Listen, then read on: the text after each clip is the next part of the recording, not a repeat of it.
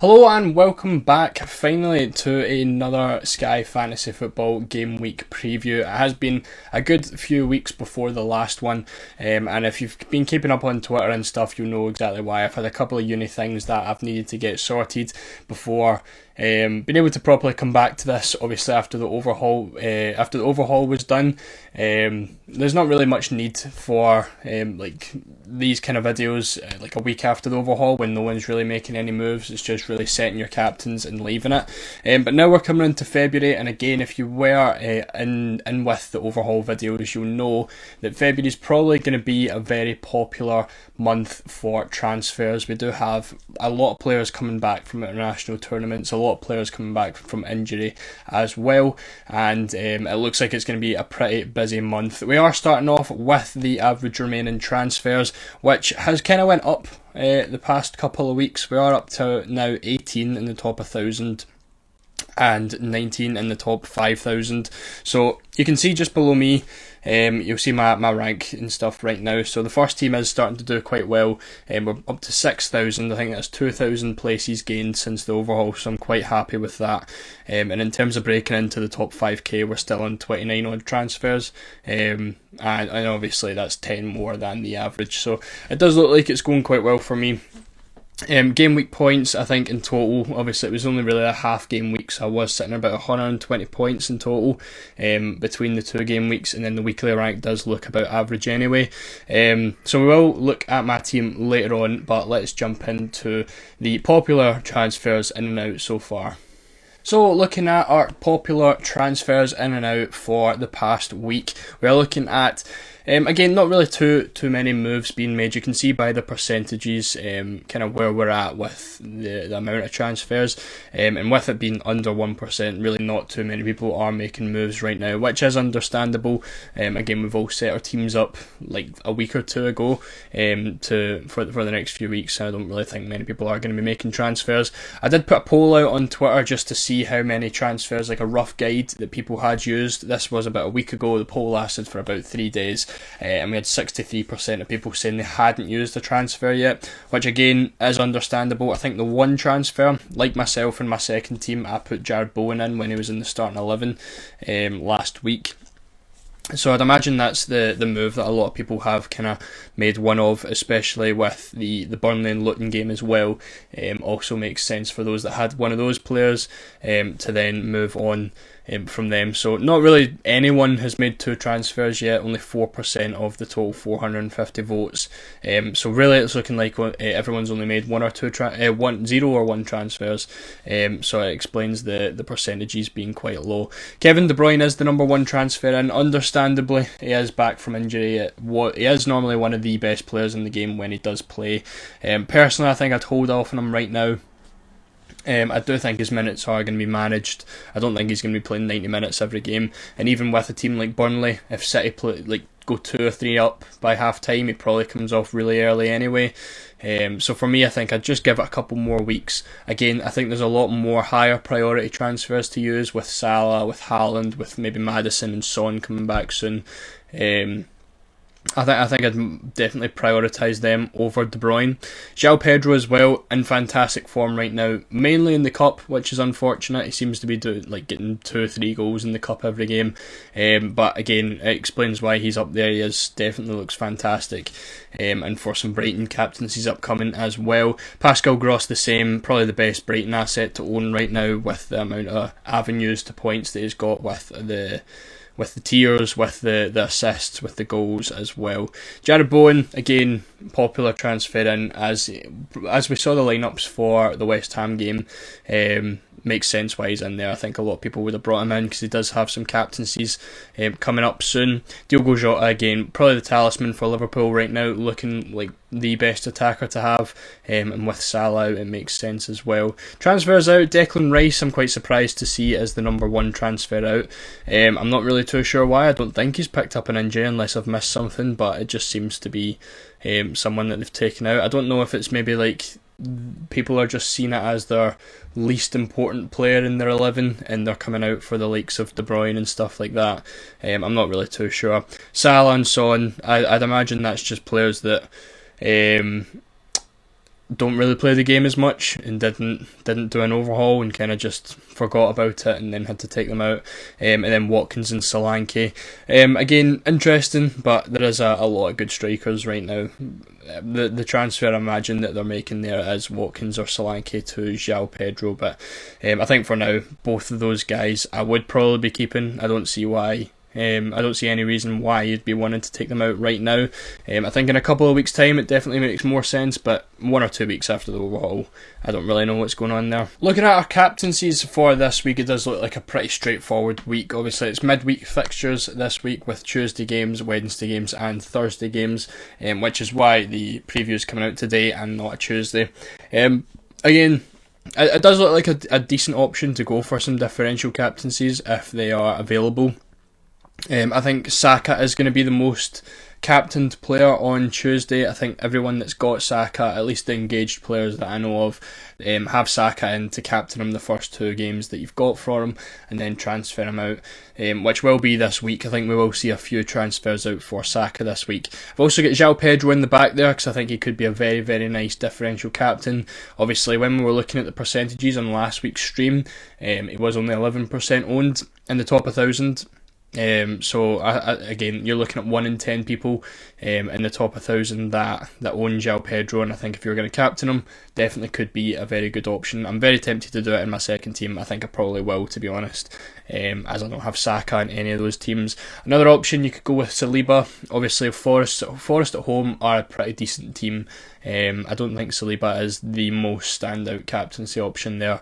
But it is always an option if you're willing to go for it. And then obviously Ollie Watkins against Newcastle as well, with it being a home game. He is much better at home. Villa are much better at home, and it could be a decent game for Watkins. But again, I do think the two we've got there, Saka and João Pedro, even if you've got someone like Gross, I think could be quite good.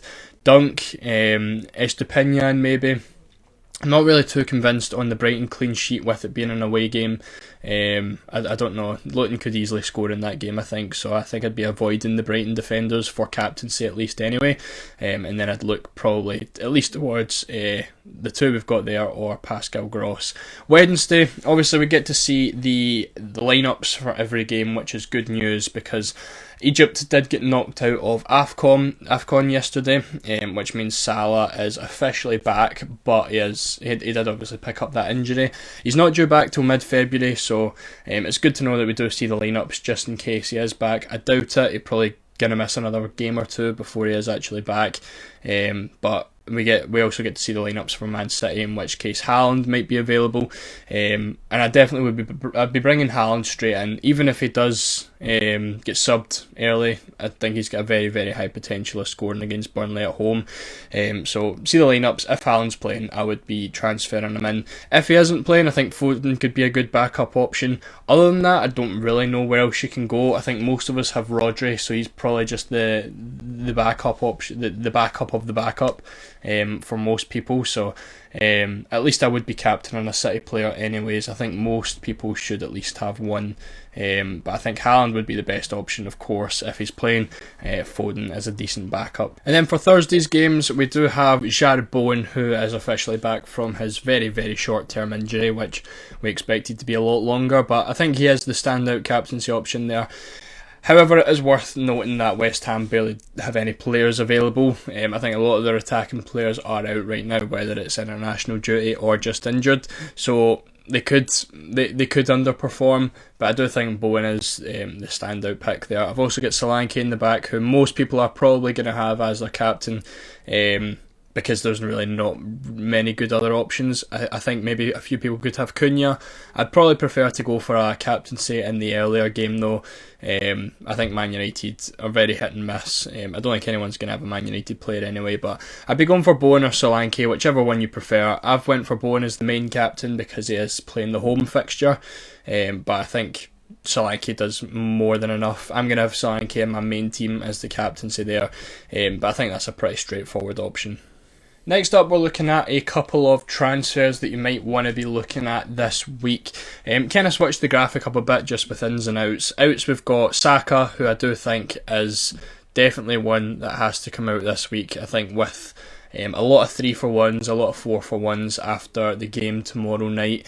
We will look at it when we look at the fixture gains more into depth, but I think with the fixtures as well, with the captaincies done with Saka, and really his form as well, I probably would just be taking him straight out. I've also went for the Brighton defenders. I think if you've got like one of these, I would just be keeping anyway, but I know a lot of people have like 2 or 3, and when you're looking for players to come out for the likes of Haaland and Salah, I think they probably are just the least important in most teams. This could obviously be different. Maybe you've set someone up only for a couple of game weeks, in which case you just bring them out.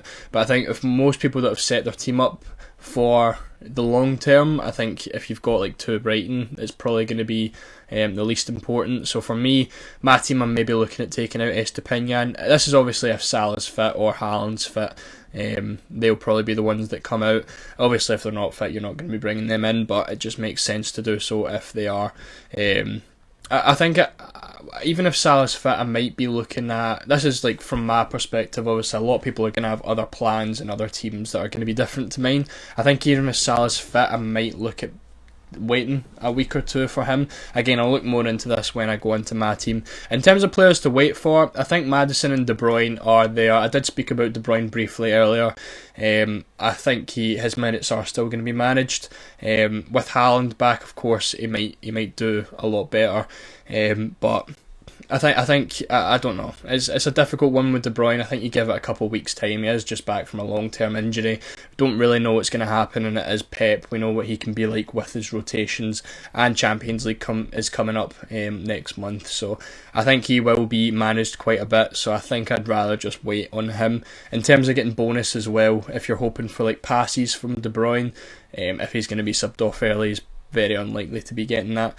Maddison as well, another one. I think I would wait on him purely because, again, fresh back from injury. He's only really played a cup game so far, and we are still waiting on Son to come back. Son is playing against, Korea are playing against Saudi Arabia in the round of 16 of the Asian Cup. That'll be tomorrow night, Tuesday night, if you're watching this later. So we need to see on the result of that one, on how quickly Son will be back. It is going to be a tough game. I think Saudi Arabia could win that, in which case Son could actually be back for the weekend, but we will have to see on that one. I think for me, I'd rather have Son than Maddison, in which case if Son's going to be back at the weekend, then I wouldn't want to be stuck with Maddison. So we can see what happens with that, and again, fresh off injury, I think I'd just wait on him. So as we look at some fixture gains then, obviously we were just recently talking about the Saka transfer. You are going to be bringing him out after Tuesday's game. And then in terms of looking at 3-for-1s and 4-for-1s, you're missing the Liverpool game for Saka, and you're really getting 3-for-1s basically everywhere. Bournemouth have very good games in there. If you're maybe missing Solanke and you're wanting them as a captaincy, Saka to Solanke looks very good. Brentford there, Burnley, Liverpool, City have a 4-for-1 if you don't already have a City player. Spurs as well, and Wolves there at the end as well. So I do think Saka is definitely a transfer you want to be making. And then we can look at the fixtures. They aren't terrible for Arsenal, but they aren't unbelievable either. Even when you're looking at Burnley away and Sheffield away for Arsenal, I wouldn't really be expecting like massive returns from Saka. And I think you can just get better elsewhere, especially with the amount of players coming back. Obviously, if Egypt were to go and win AFCON, we were going to be looking at bringing Salah back here. He is officially due back, I think they said the 17th of February, which is this date anyway for Brentford. But I think you could maybe see him for this Burnley game. I'm not really too sure. I don't know the extent of the injury necessarily, but they did say it would be about a month. So we would be hoping for this Burnley game because he'd be a very good captaincy there. But I think even missing out on Arsenal and Chelsea, I don't think is the end of the world, to be honest. Looking elsewhere, I don't think there's too many options, like in terms of getting someone out maybe on Wednesday for the Thursday. You could have a couple, like you can see Chelsea there have one game, where Bournemouth also have 3, Man United have 3, and West Ham and Wolves again have 3. I probably wouldn't be making one of those moves. I think most people are only going to have someone like Cole Palmer as their Chelsea player. Maybe if you've got someone like Thiago Silva, that's really what you're looking for. But of course, you're going to be wanting your Chelsea player back anyway for this Crystal Palace single, so it doesn't really make too much sense. We also got the March fixtures announced as well. Well, I say the March fixtures, we got one weekend of the March fixtures announced, and that's these ones right here. Nothing really too much that's interesting other than the Arsenal and Sheffield single game day.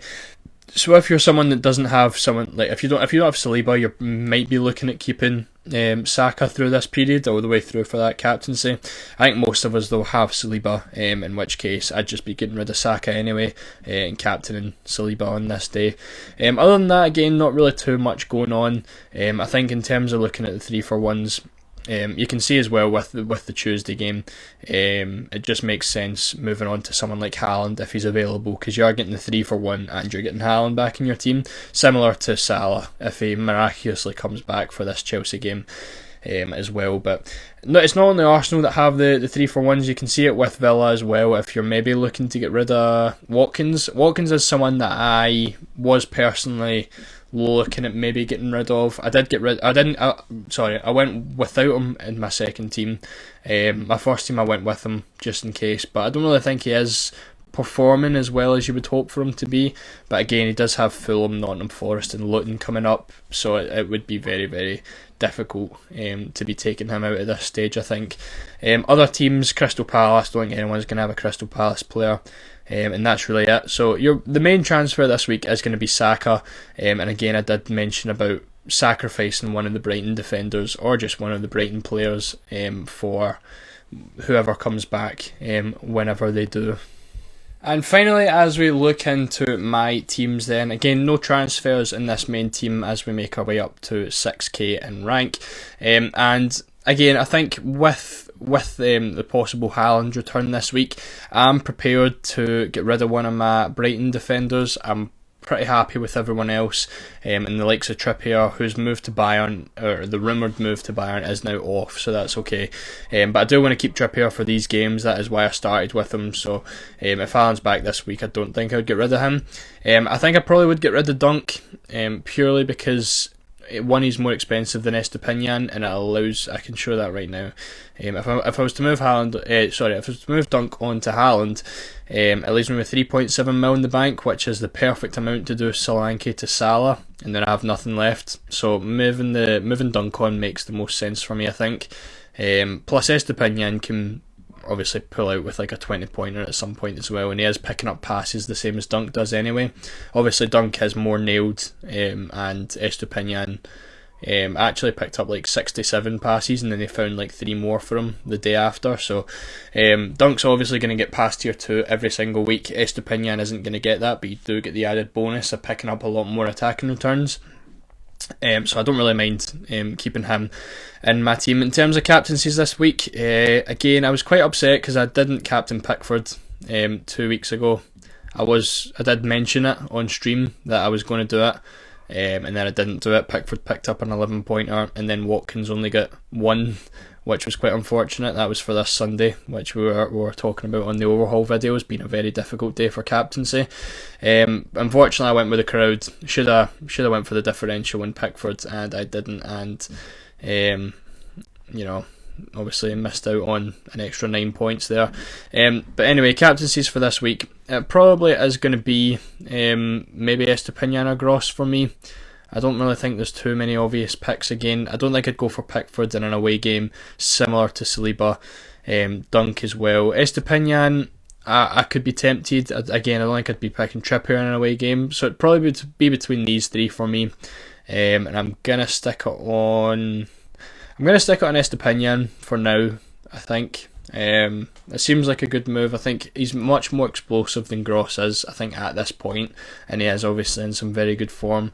I don't know if Brighton are going to keep up with the 5 at the back that they played in the Cup over the weekend. I think Estepinian was playing as like a left mid, left wing back, so that could mean more attacking returns. It will mean less passes though, but we'll see. For now, I'm going to put it on Estepinian.